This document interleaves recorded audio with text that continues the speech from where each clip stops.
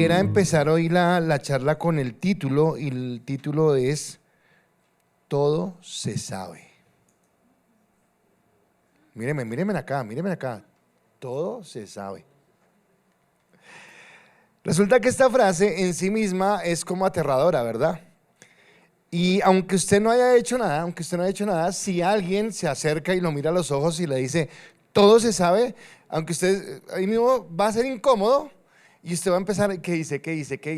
Y va a empezar a darle vueltas porque inevitablemente todos sabemos que tenemos secretos, que nosotros sabemos cosas de nosotros mismos que no quisiéramos que nadie más supiera, pero que están ahí, ¿verdad? Y que alguien venga y nos mire a los ojos y nos diga, todo se sabe. Suena como que, uy, espere, ¿de qué está hablando? ¿A qué se refiere? Y de pronto hasta podemos caer, ¿verdad? De verdad se enteró y la persona no sabe, pero con esa frase nos amedrentó. Así que quisiera que entendiéramos que no haga eso. Quisiera que entendiéramos que aunque tal vez nosotros podamos esconder cosas de las demás personas, que aunque tal vez en nosotros haya situaciones que nadie más sabe o que pretendemos que nadie se enteró, resulta que uno de los atributos de Dios es que Él es omnisciente. Y sabiendo que Dios es omnisciente quiere decir que Él todo lo sabe, que Él lo conoce todo y que no hay nada que sea oculto para Él. Entonces cuando la palabra nos habla, y toma un poquito lo que estábamos hablando el domingo, de que el pueblo de Israel no entró en la tierra prometida, que estuvieron en ese lugar de dolor, lo que nos está diciendo en realidad que cuando habla de que endurecieron su corazón, fue que Dios conocía el corazón de ellos y sabía que realmente no estaban siendo sinceros, porque si nosotros miramos, realmente ellos iban por el desierto e iban caminando hacia la tierra prometida e iban haciendo, entre comillas, caso a todo lo que se les estaba diciendo, mas sin embargo no entraron. Y creo que es muy triste porque tal vez ellos pudieron haber pensado que estaban engañando a Moisés o a los príncipes del pueblo, a todos, pero realmente se estaban engañando a ellos mismos porque estaban caminando hacia la tierra prometida, pero con un corazón completamente contrario a Dios, endurecido a Dios. Y acá lo que le está diciendo, todo se sabe, o sea, no hay nada que sea oculto que no salga a la luz. Y esa incredulidad, como hemos hablado, nos lleva a esa desobediencia que tenemos. Por eso quiero iniciar con un texto en Corintios que el apóstol Pablo nos da como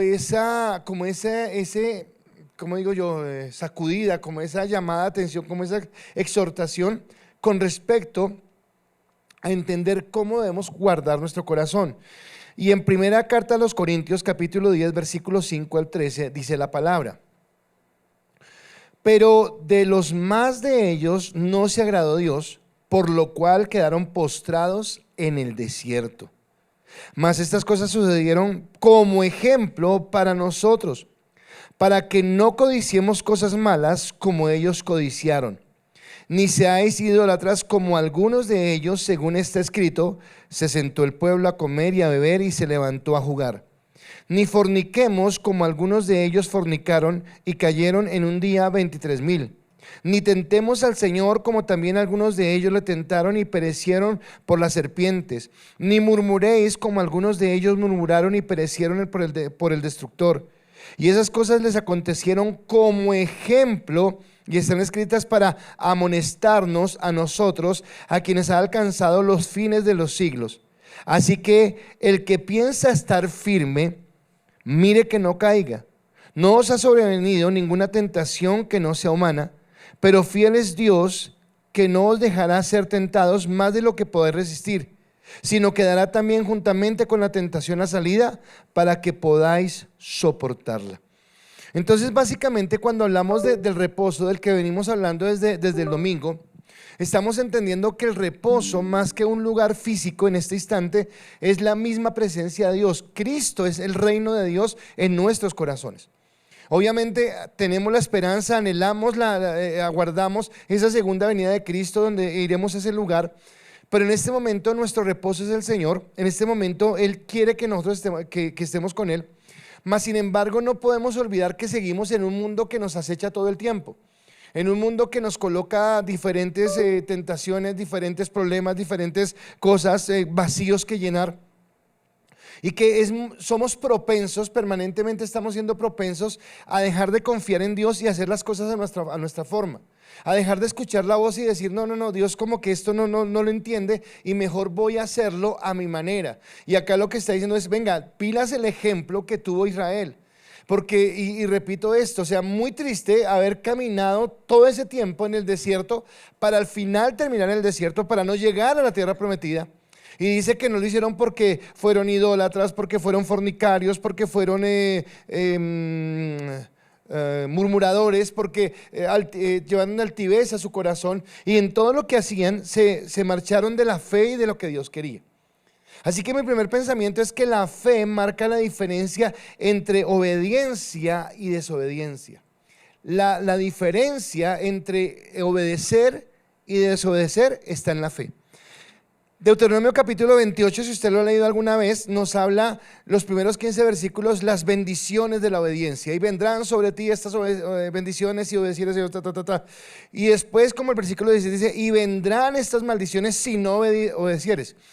Y siempre digo algo, que esas maldiciones no es que Dios dice, y si no me acaso le va a pasar esto, sino lo que está diciendo es que cuando nos alejamos de la voluntad de Dios, cuando dejamos de caminar conforme a lo que Dios quiere, es cuando empezamos a fallar. Y todos nosotros en algún momento de la vida, en alguna área de la vida, vamos a estar como propensos a irnos por fuera de la voluntad de Dios. Esto no lo sabe, no que sea un secreto que le tenga a mi esposa, ni mucho menos. Pero ella sí sabe que nosotros atravesamos un problema que gracias a Dios ya lo solucionamos, lo miramos. Pero resulta que yo estaba en ese problema y recibí una consejería. Y esa consejería que me dio esta persona era exactamente el mismo problema que yo. Pues no exactamente, pero sí era de lo mismo el problema. Y esta persona me dijo, es que yo voy a hacer esto. Y empezó a contarme un montón de cosas que hasta yo dije, oiga, ¿y será? Porque tal vez uno trata de tomar una decisión en su propia fuerza porque uno dice, no, pero Dios como que esto no se está enterando. Y empieza a marcar en nosotros una desobediencia. Ahora, ¿obedecer o desobedecer es un acto de la voluntad? Pues claro, es un acto totalmente de la voluntad, eso no tiene duda. Pero la pregunta es, ¿qué motiva la obediencia? Entonces de pronto voy acá a hablar a los que son papás, que ya tienen sus hijos. Y entonces de pronto su hijo o su hija está en el cuarto viendo el programa que le gusta y usted le dice, por favor ve y saca la basura o ve y lava la loza. Es un acto de la voluntad, ¿verdad? Y el acto de la voluntad es, no lo hago. ¿Y por qué no lo quiere hacer? Porque en ese momento para esa persona es más importante lo que está viendo. Y entonces dice, no, para mí es más importante esto que usted me mande. Pero si da la casualidad que, digamos que estamos en entrega de notas y le fue como medio regular, o que el fin de semana hay una salida con los amigos y necesita un permiso, o que necesita plata para comprarse una pinta, y usted le dice, vaya y lave la loza o algo, claro, de una.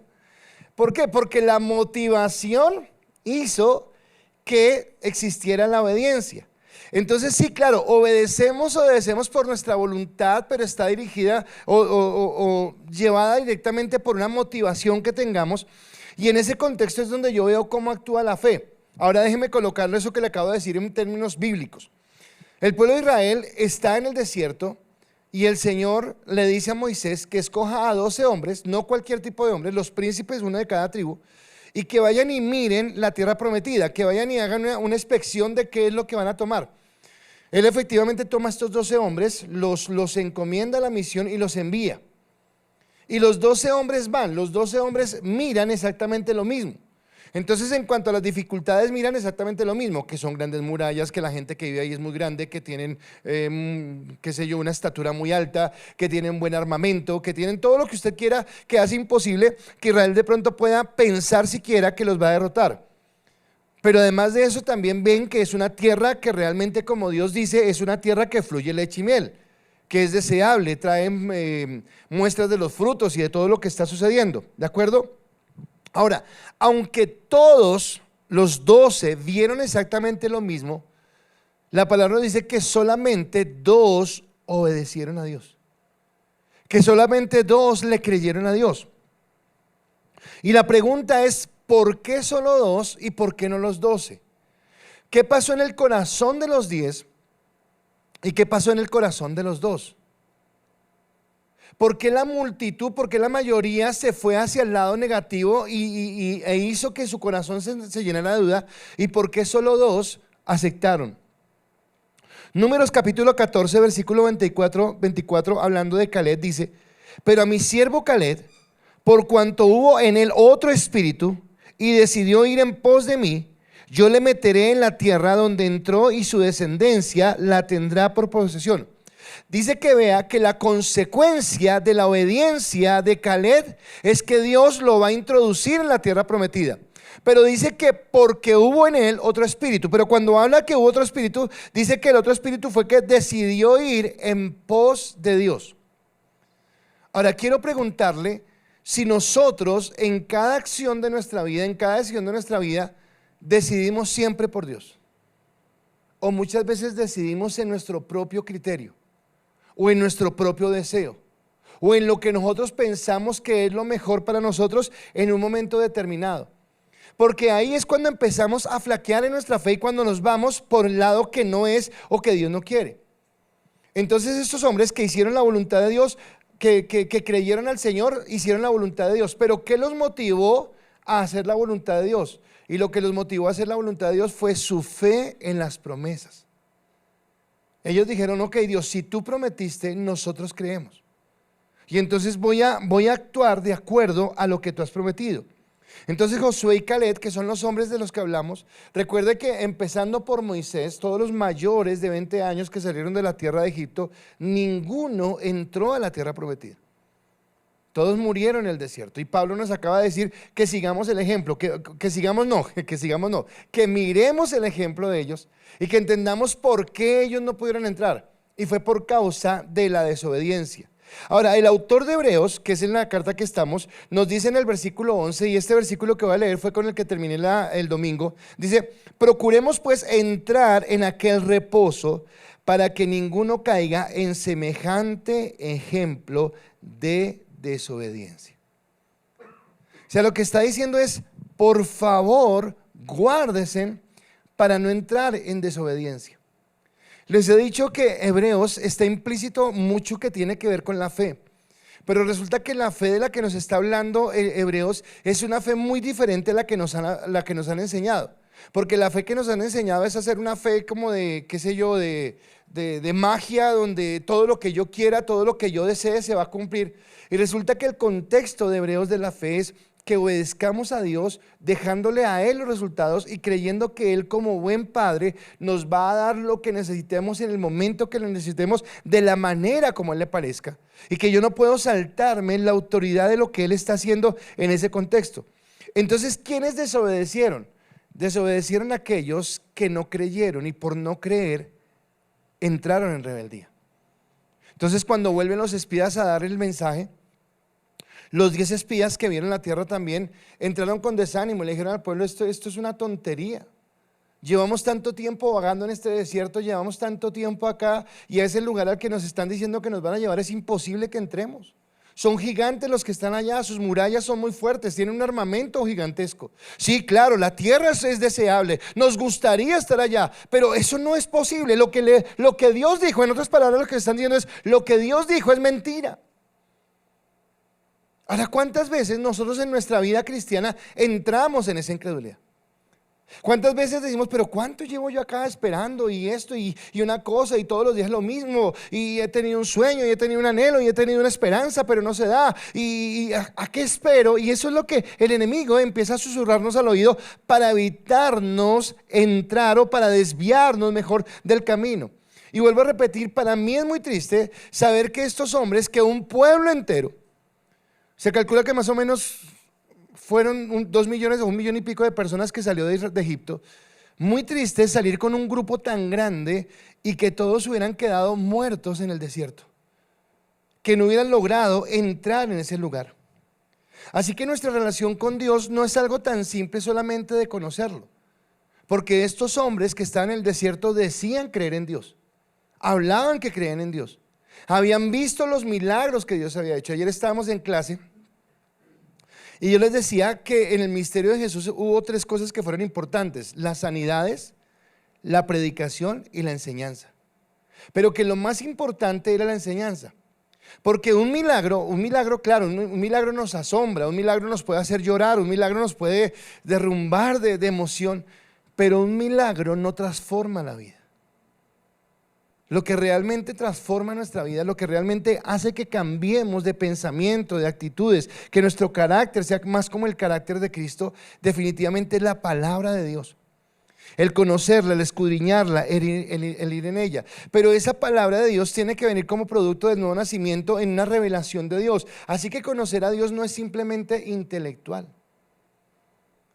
Entonces de pronto usted puede conocer afuera en la calle mucha gente que intelectualmente conoce a Dios, que le da el concepto concreto de que es redención, de que por qué Cristo fue la cruz del Calvario, de que por qué eres el Hijo de Dios. Sí, se lo pueden decir, pero el hecho que se lo digan de una manera intelectual, que lo conozcan por la historia, no quiere decir que tengan una relación con Dios. Muchas personas pueden conocer a Dios teológicamente y le pueden hablar de términos teológicos y le pueden explicar doctrinas que de pronto sean complicadas y se las pueden explicar bien y desmenuzarlas. Pero conocerlo teológicamente no hace que nosotros realmente tengamos una relación con Él. Podemos conocerlo racionalmente, en el sentido de reconocer que todo esto no se formó de la nada, sino que realmente hay alguien detrás de todo esto que ha diseñado, que ha construido, que ha dado vida, que ha permitido que todo funcione. Pero no necesariamente el conocerlo de una manera racional hace que nosotros creamos en Dios. Lo que realmente hace que nosotros tengamos una comunión con Dios y tengamos la fe es el haberlo conocido de una manera personal en nuestro corazón. Que nosotros podamos entrar, y entonces acá entra la palabra, en el descanso de Dios. Y el descanso de Dios es que le diga: ok, Dios, acepto, esta es la situación que estoy viviendo, esto es en lo que yo estoy. En ese problema que les digo que estábamos con mi esposa, no les comento, porque ustedes son chismosos y quieren saber, pero no les voy a contar. Pero fue algo fuerte porque no sabía cómo hacerlo, no sabía cómo solucionarlo, porque no sabía de qué manera enfrentar a la situación. Pero un día dije: no, Señor, pues dime, porque no sé qué hacer, no sé cómo solucionarlo. Y tuve esta consejería, me dieron ahí como un datico, pero no sé, creo que como que no es tu voluntad. Y cuando entré y le dije: ok, Dios, ¿de qué manera? Y cuando Él me dijo: afronte, y afronte tal vez no era la respuesta que yo quería. Afronte no era porque tal vez iba a implicar algo que iba a afectar en mi hogar o en mi propia vida. Pero cuando acepté que esa era la voluntad de Dios, quiero decirle que descansé. Porque tal vez le estaba diciendo a Dios: ok, Dios, aunque no entienda, estoy de acuerdo con tu voluntad, aunque esa voluntad no esté de acuerdo con mi voluntad. Entonces, antes de querer doblegar tu voluntad a la mía, yo quiero doblegar mi voluntad a la tuya y hacerlo de la manera que tú lo haces. Y no quiero dejar que esto me afane, porque si esto que me afana me lleva a dudar de ti, tal vez dudando de ti puedo llegar a actuar en mis propias fuerzas, y actuar en mis propias fuerzas sería salirme del propósito tuyo. Así que es importante que yo pueda entender que necesito conocer a Cristo, no solamente desde el intelecto, no solamente desde la teología, no solamente desde la racionalidad, sino que necesito realmente confiar en Él y decir: Dios, mi vida está en tus manos. Entender que tú eres el que tiene el control de lo que está sucediendo. Quiero hacer una pregunta: ¿crees realmente en Dios y sus promesas? ¿Realmente has creído? Porque Él todo lo sabe. Y entonces tú me puedes decir a mí: claro, pastor, yo creo. Pero ¿qué le contestarías a Dios? O Dios sabe lo que tú estás contestando, y si lo que tú estás contestando es verdad. Porque la fe, entonces la fe no es esperar que Dios haga lo que yo quiero, sino la fe es decirle: ok, Dios, como yo creo en ti, confío, y porque confío, obedezco. No me salgo de tu límite, no me salgo de lo que tú quieres. Ahora, mi segundo punto es que su palabra es mucho más que un libro. Su palabra es mucho más que un libro. Todos tenemos una Biblia, de pronto física, todos tenemos una Biblia virtual, ahora la cargamos en el celular, o seguramente la Biblia está guardada en nuestro corazón porque hemos aprendido versículos bíblicos y los tenemos ahí guardados. Así que la Biblia puede ser física, la Biblia puede ser virtual, la Biblia puede estar en tu corazón. Pero resulta que cuando yo pienso en cualquier libro, y a mí esto me impactó, y sé que el texto que vamos a leer usted lo ha mirado muchas veces, pero a veces necesitamos ir más a fondo. Muchos de los libros que nosotros tenemos recopilan grandes historias y muy buenas reflexiones. Nos pueden dar muy buenos consejos, nos pueden divertir porque son muy chistosos o nos pueden meter en historias que nos mantienen allí a la expectativa de qué va a suceder hasta que llegamos al final del libro. Eso puede suceder con cualquier libro. Pero la Biblia, la palabra de Dios, es algo totalmente diferente. Porque la palabra de Dios tiene la capacidad, y no sé cómo, o sea, quiero explicarlo bien. Tiene la capacidad de que no solamente es lo que la palabra me dice a mí, sino lo que la palabra descubre de mí. O sea, la palabra no solamente me habla. Cuando la palabra dice que toda la palabra inspirada por Dios es útil para enseñar, redarguir, instruir en justicia, pues creo que está muy relacionado con lo que dice acá, porque Hebreos 4:12 dice, porque la palabra de Dios es viva y eficaz, y más cortante que toda espada de dos filos, y penetra hasta partir el alma y el espíritu, las coyunturas y los tuétanos, y discierne los pensamientos y las intenciones del corazón. Cualquier libro te va a dejar una enseñanza. Cualquier libro te va a dejar una emoción. Cualquier libro te va a dejar una reflexión, buena o mala, te va a gustar o no te va a gustar. Pero la Biblia tiene el poder de examinarnos. La Biblia tiene el poder de si utilizamos un término moderno, de escanearnos de pies a cabeza, pero no solamente lo interno de nuestra parte física, sino aún lo más profundo. Porque las características que tiene la Biblia, según lo que dice ahí, es que la palabra de Dios, en primer lugar, tiene vida. Y algo que tiene vida es algo que no está inerte, que no está muerto ahí, sino que siente, que tiene la capacidad no solamente de tener vida en sí mismo, sino de dar vida a otros. Es eficaz, quiere decir que tiene utilidad, que esa vida que hay en la Biblia, en la palabra, tiene esa eficacia y penetra. Ahora es penetrante, llega hasta el fondo. Entonces su alcance dice que llega hasta lo más profundo de nuestro corazón. Allá donde nadie, todo lo sé o todo se sabe, donde yo no puedo saber nada. Hay muchas cosas que de pronto usted no sepa de mí. Hay muchas cosas que yo no sé de usted. Hay muchas cosas que de pronto ni su esposo, ni su esposa, ni su hijo, o su hija, o su papá, o su mamá saben de usted. Pero aquello que nadie más sabe, aquello que yo pretendo guardar en oculto, Dios lo sabe. Porque la palabra tiene ese poder de entrar. Así que no es un libro cualquiera, no es una palabra cualquiera, sino es la palabra que tiene esa capacidad de entrar y penetrar y conocer las intenciones del corazón. Y entonces cuando yo entiendo esto, lo que dice el salmista en el Salmo 139 cobra valor, donde dice, examíname, oh Dios, y conoce mi corazón. Pruébame y conoce mis pensamientos y ve si hay en mí camino de perversidad y guíame en el camino eterno. Tiene que ver con lo que vamos a hablar en un momento, pero déjeme decirle que aún inclusive nosotros a veces podemos estar seguros, pretender estar seguros y no saber que en nuestro corazón hay algo. ¿Qué te detona? ¿Qué saca lo peor de ti? Porque tal vez nosotros como cristianos ya tenemos una forma de vida tranquila, somos más respetuosos, somos más decentes, somos más amables, somos más alegres. Pero por un momento piensa, ¿qué situaciones sacan ese viejo hombre de tu vida? Y esas situaciones que sacan ese viejo hombre es lo que dice acá el salmista, examíname Dios, porque tal vez en el fondo hay cosas que tengo que cambiar.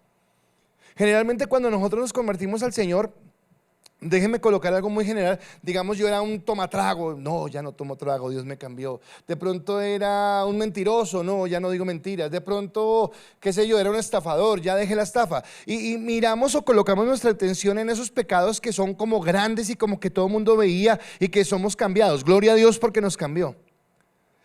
Pero qué del orgullo, qué de la vanidad, qué de los resentimientos, qué de ese carácter que cuando nos toca la fibra que no nos gusta sale a relucir y otra vez nos comportamos de una manera inadecuada. Y dice que la palabra tiene la capacidad de examinar eso, de colocarlo a la luz y decir, oiga, pero mire lo que hay todavía. Cuando hablamos de la santidad, que es tal vez algo que hemos reiterado mucho en este año, la santidad no es tan sencillo como simplemente decir que soy santo porque hago X o Y cosas, sino la santidad tiene que ver directamente con la capacidad que he tenido realmente de rendir mi vida delante de Dios y de entregar aquellas cosas que no me son fáciles entregar. Porque hay cosas que son fáciles. Hay cosas en las que yo digo, listo Dios, ok, como tú digas, dejo de hacer esto, dejo de pensar así, dejo de hacer esto. Pero ¿qué me cuesta? ¿En qué área de mi vida, en qué circunstancia de mi vida aún tambaleo? Aún no le he permitido a Dios que tenga el control. Aún yo quiero tomar ese dominio y quiero hacerlo de la manera que a mí me parece. ¿Cuáles son tus secretos? Porque esos secretos que tal vez tú piensas que son tuyos, que nadie más sabe, lo que te está diciendo acá es que Él todo lo sabe, que Él lo conoce y que Él lo quiere sacar a la luz, no por restregar, mira, yo sé lo que tú estás escondiendo, no, sino que la intención de Él es que nosotros podamos realmente reconocer para sanar, para restaurar. Cuando Jesús hablaba con la gente, Jesús, que es la palabra de Dios, Él miraba el corazón. Ayer también contaba algo en la clase y es la historia del paralítico que bajan por el tejado. Y si yo soy el paralítico y me bajan al piso, pues lo que yo estoy esperando es que Jesús me diga, levántate y anda. Es lo que yo estoy esperando que Él me diga. Pero lo primero que le dice es, tus pecados te son perdonados. Ahora, humanamente, yo quiero es caminar. Pero la pregunta mía es, ¿qué sentiría esa persona cuando sintió que eso que nadie más sabía, porque era un paralítico, uno diría, pero ¿qué pecados podrá tener? Bueno, pues ¿qué pecados podrá tener? Recelos, resentimientos, amarguras, odio, mal genio, frustración. Pero Él cuando saca eso, lo saca es porque quiere decir, descansa en mí, que vuelve otra vez en la fe. No te afanes por buscar las cosas que tú crees que son importantes. Eva estaba tranquila en el huerto del Edén, no había nada que le incomodara, no había nada que quitara su paz. Hasta que apareció esta serpiente y le dijo, mira, hay algo más. Y quiso encontrar algo que no tenía que encontrar. Y lo que me está diciendo acá es que cuando Dios me perdona, me dices, no siga luchando por alcanzar eso que quiere hacer en sus fuerzas, porque tal vez nos va a sacar del camino, sino que podamos descansar en Él y entendamos que la palabra que está en mi corazón, esa palabra que guardo, por eso insistimos en el devocional, por eso necesitamos ir a la palabra, porque la palabra es la que me mantiene en comunión con Dios. Cuando yo dejo de tener comunión con la palabra, cuando permito que las cosas de este mundo me enreden, me distraigan, me acerquen a otro lugar, empiezo a endurecer ese corazón. Y hablando de este versículo, mi tercer punto es, aunque tú mismo te engañes, en Dios todo se sabe. Aunque tú mismo te engañes. Yo no sé si esto le ha pasado, a mí me ha pasado, donde hay circunstancias donde me desconozco. Donde digo, ¿por qué pensé así? ¿Por qué actué así? ¿Por qué dije esto? ¿Por qué de tal manera? Porque resulta que el pecado es tan perverso, o sea, el alcance, la dimensión y el prejuicio del pecado es tan fuerte que nos lleva a hacernos pretender que estamos bien cuando en realidad estamos mal. A que estamos hablando la verdad cuando en realidad estamos hablando mentira. En que nada está pasando cuando en realidad están pasando muchas cosas. Porque nos engañamos a nosotros mismos. Dice en Jeremías capítulo 17 versículo 9, engañoso es el corazón más que todas las cosas y perverso. ¿Quién lo conocerá? Y del corazón del que está hablando acá el profeta Jeremías es de nuestro corazón, del tuyo y del mío. Y está diciendo que nuestro corazón es engañoso. Que cada vez que yo coloco mi confianza en mi propia prudencia, que cada vez que yo coloco mi confianza en lo que yo creo, en lo que yo hago, en lo que yo elijo, en lo que yo selecciono, puede ser que esté en riesgo porque estoy eligiendo desde mi carne, desde mi deseo, desde mi antojo, desde mi necesidad, desde mi dolor y no desde lo que Dios quiere. Si Jesús hubiera decidido, cuando oró en el Getsemaní, no hubiera dicho: Señor, que no se haga mi voluntad sino la tuya, sino en lugar de eso hubiera dicho: Dios, tengo miedo y no quiero ir a ese lugar. Seguramente el afán de no sentir el dolor de lo que iba a venir hubiera hecho que él desobedeciera y que se apartara. Pero él nos muestra el ejemplo cuando dice: pero no se haga como yo quiero, sino como tú. En aquellas áreas donde nos cuesta, ¿estamos dispuestos a decirle eso? Y tal vez en nuestra carne es donde duele, porque hay áreas, como les digo, hay cosas en las que yo digo: listo, Dios, no hay problema. Y donde le digo a Dios: listo, no hay problema, es en las cosas que no me afectan, en las cosas que no me duelen, en las cosas que no me afectan. Pero todos tenemos áreas en las que somos más sensibles y en las que yo no estoy tan dispuesto a decirle a Dios como tú quieras, o en donde yo intentaré doblar las cosas, hacerla lo imposible. En ese caso de lo que le digo, el problema, cuando esta persona me contó, es más, yo aconsejando a la persona sabía que tenía que decirle: ¿qué le pasa? Lo que usted está pensando está mal, eso es en contra de la voluntad de Dios. Pero por dentro decía: ¿y qué tal? ¿Y qué tal que yo pudiera hacer eso? ¿Y qué estaba haciendo? Diciendo que había una posibilidad de que yo tomara el control de lo que estaba viviendo y buscar solucionar el problema a mi manera. Y nuestra fe empieza a tambalear porque nuestro corazón es engañoso, porque nuestro corazón nos lleva por otros lugares. Así que aunque haya cosas ocultas que nosotros querramos ocultar, o aunque haya cosas ocultas en nuestro corazón que ni siquiera nosotros sepamos que existen allí en nuestro corazón, lo que sí nos dice la palabra es que Dios todo lo sabe. Si el pecado, y esto usted y yo lo sabemos, pero creo que es bueno recordarlo, si el pecado no fuera tan grave, el precio que se pagó por liberarnos del pecado no hubiera sido tan grande. Pero es tan malo el pecado, es tan perjudicial el pecado, es tan gravoso el pecado, que fue necesario que la misma vida del Hijo de Dios fuera entregada en la cruz. Y es de lo que Él nos quiere librar.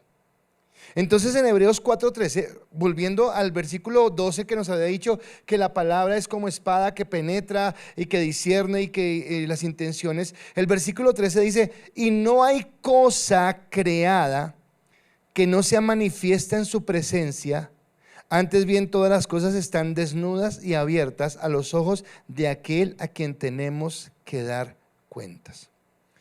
El Salmo 139 también dice que antes de que nosotros abramos nuestra boca, Él ya conoce todo. Entonces la pregunta es: ¿qué podríamos pretender nosotros ocultarle a Dios? Que Él ya no sepa. Entonces, si Él sabe cuál es mi lucha, si Él sabe cuál es mi conflicto, es tontería seguir ocultándome. Cuando Adán y Eva pecan, Adán y Eva escuchan que viene Dios y se esconden detrás de un arbusto. Y Dios llega al huerto y dice: ¿dónde estás? Ahora la pregunta es: ¿que Dios quedó despistado? Ay, ¿qué se hizo? Adán, pregunto, ¿Dios está despistado? No, Dios sabía. Dios sabía de antemano que había sucedido. Pero tal vez en su misericordia Él siempre nos está dando la oportunidad de ir. Y aquí tiene que ver algo con la confesión. Porque yo creo que malinterpretamos a veces la confesión, porque pensamos que la confesión solamente es decirle a Dios: Señor, pequé. Señor, hice esto. Señor, dije una mentira. Señor, me puse bravo. Señor, listo, eso es parte de la confesión, es una parte. Pero la otra parte de la confesión es decirle: Señor, yo lucho con esto. O sea, esto me causa dolor. Yo quiero obedecerte, yo quiero servirte, yo quiero vivir para ti, yo quiero tener una vida en santidad, pero yo no puedo manejar esto en mi propia fuerza, porque es más fuerte que yo, porque domina mis sentimientos, porque domina mis emociones, porque me genera rabia, me genera frustración, o qué sé yo lo que me genere. Y necesito acudir a ti para que me ayudes. Así que vengo a levantar la mano delante tuyo, antes de pretender yo solo arreglarlo, antes de pretender yo solo solucionarlo, o antes de pretender hacer lo que tú no me quieres permitir hacer. Yo prefiero venir delante tuyo y decirte, guíame. Y quiero escuchar tu voz y quiero ser obediente a tu voz. Y aunque me va a doler de pronto si lo que escucho no es lo que yo quisiera, pero va a traer paz. En el asunto que yo les digo, y para que no piensen porque estarán diciendo, ¿y qué será ese asunto? Fue un asunto económico. En ese asunto económico que les estoy diciendo, pues la respuesta que Dios me dio no era la que yo hubiera querido hacer. Porque tal vez la que yo hubiera querido fue buscar al de la moto, hacer cosas así. Pero Dios me dijo, ¿dónde está el tesoro tuyo? Porque tu corazón está donde está tu tesoro. ¿Dónde está tu corazón hoy? ¿Está con Dios? ¿O qué pone en conflicto tu corazón con Dios? ¿Qué hace que esa comunión, que ese idilio, que ese amor, que esa paz se rompa? Porque la buena decisión, la buena voluntad es no permitir que nada nos robe la bendición con Dios. Y que Él dice que no hay nada oculto. Así que cuando lloré, yo le dije a Dios, esto me preocupa. Esto no debería estarlo viviendo. Siento que no tuve la culpa, pero bueno, lo que sea. Pero le dije a Dios, solté mi carga, desnudé mi corazón y le dije, esto es lo que está pasando, Dios. Lo que tú me digas lo voy a hacer. Y lo que Dios me dijo no era de pronto lo que mi carne quería escuchar. Pero en el Espíritu tenemos confianza cuando descansamos en Él. Cuando yo le digo que confesemos, que confesar no solamente es decir los pecados, sino decirle a Dios que tengo una lucha. Es porque vuelvo y le recuerdo que hemos hablado que tenemos un Dios omnisciente, que yo le puedo ocultar las cosas a todo el mundo, pero que a Dios no hay nada que yo le pueda ocultar. Así que Dios sabe tanto de nosotros que Él mismo en Romanos, porque la palabra examina nuestro corazón, dice, no hay justo ni aun uno. O sea, Él mismo sabe que yo soy injusto. Él mismo sabe que yo tengo debilidades. Él mismo sabe que yo puedo en algún momento determinado de mi vida cometer un error, y por cometer un error puedo desviarme. Así que Dios no se sorprende. A Dios no, ay, ¿verdad? Y no. Dios conoce nuestro corazón. Así que Él conoce en este momento su corazón y mi corazón, así como conoció el corazón de los judíos que vagaron durante 40 años en el desierto y que murieron allí. Pero ¿cuál es la diferencia? Pablo nos dice en Corintios, que fue el primer texto que leímos, que miremos el ejemplo de ellos para que no vivamos lo mismo. ¿Y cuál fue el ejemplo de ellos? Que aunque salieron de la tierra de esclavitud, diciendo que confiaban en Dios y caminando hacia la tierra prometida, su corazón no estaba comprometido con Dios. Iban con el pueblo de Dios, caminaban con el pueblo de Dios, recibían las bendiciones de Dios porque comían del mismo maná que bajaba del cielo, porque comieron las codornices cuando vinieron, porque el fuego, la columna de fuego en la noche los calentaba como a los demás, y la columna de nube los guiaba en el día. Exactamente lo mismo, pero su corazón no estaba con Dios. Y Dios lo sabía. ¿En dónde está nuestro corazón hoy? ¿En dónde está nuestro corazón hoy con respecto a la lealtad y la fidelidad que tenemos que darle a Dios? Porque aquí habla que la fe es lealtad, que la fe es fidelidad, que la fe en esa lealtad y en esa fidelidad me lleva a obediencia a Dios. Así que la diferencia que marcan aquellos hombres que murieron en el desierto. Por eso en el Salmo 95 dice que no endurezcamos nuestro corazón como aquellos que lo endurecieron para quedarse en el desierto, sino que seamos sensibles. Habla del nuevo nacimiento. Y gloria a Dios que tenemos el Espíritu Santo, porque en nuestras propias fuerzas sería imposible. Porque en nuestras propias fuerzas no perdonamos, en nuestra propia fuerza no nos doblegamos, en nuestra propia fuerza no aceptamos, en nuestra propia fuerza nuestra carne ganaría y en nuestra carne haríamos todo lo que a nuestra carne le gustaría o pensaría que debe hacer. Pero cuando he nacido de nuevo, cuando tengo el Espíritu Santo, cuando tengo esa comunión y cuando permito que la palabra me examine, entonces marca la diferencia entre aquellos que perecieron en el desierto y nosotros que vamos caminando a ese descanso verdadero que tenemos en Dios. Y entonces viene la fe, y con la fe la obediencia. Y en Romanos capítulo 1 versículo 17 dice: porque en el evangelio la justicia de Dios se revela por fe y para fe, como está escrito: mas el justo por la fe vivirá. Si Dios lo sabe todo, cuando les dije el título, sí fue un poco como feo. Que alguien me diga, lo sé todo, pero Dios realmente lo sabe todo. Dios lo conoce todo. Ahora, si yo entiendo que Dios lo conoce todo, lo único que nos queda a nosotros es confiar en su gracia, acercarnos a su misericordia.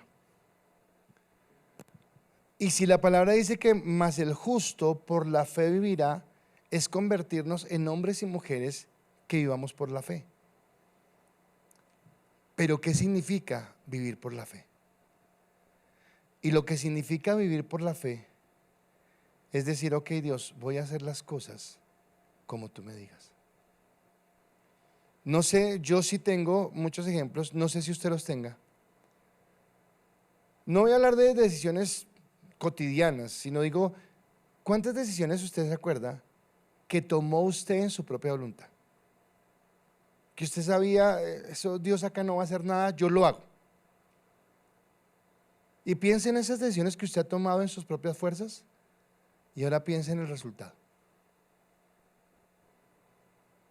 Y decida si es mejor caminar en fe o caminar en incredulidad.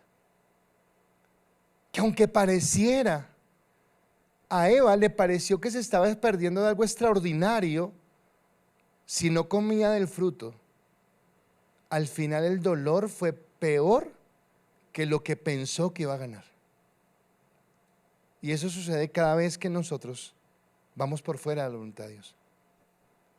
Así que si tengo un Dios que lo sabe todo, y si ese Dios que lo sabe todo me está ofreciendo, te está ofreciendo a ti un descanso, y ese descanso es Dios, lo mejor que puedo hacer es acercarme a ese descanso y decir: ok, Dios, me guardo en ti, me guardo en tu palabra, me guardo en tu voluntad. Y eso es lo que Dios nos dice en esta noche: que podamos confiar, que podamos creer y que podamos esperar en que Él tiene lo mejor para nosotros.